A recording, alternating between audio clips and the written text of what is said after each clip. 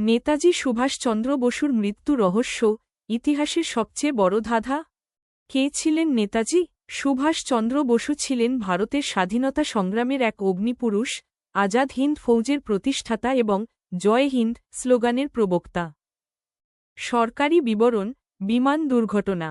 সরকারি নথি অনুযায়ী ১৯৪৫ সালের ১৮ আগস্ট তাইহোকু তাইপেতে এক বিমান দুর্ঘটনায় নেতাজির মৃত্যু হয় বলে জানা যায়।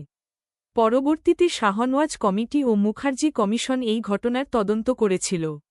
প্রতিদ্বন্দ্বী তত্ত্ব ও জল্পনা: কেউ কেউ মনে করেন নেতাজি সোভিয়েত রাশিয়ায় আটক ছিলেন।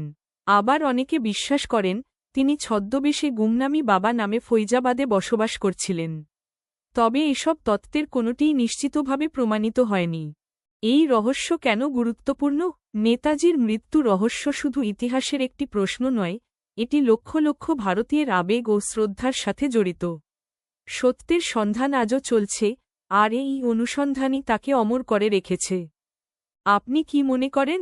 কমেন্টে আপনার মতামত জানান এবং আরও ইতিহাসের অজানা রহস্য জানতে সাবস্ক্রাইব করুন। Know the unknown. আপনি কি মনে করেন? কমেন্টে আপনার মতামত জানান এবং আরও ইতিহাসের অজানা রহস্য জানতে সাবস্ক্রাইব করুন। Know the unknown.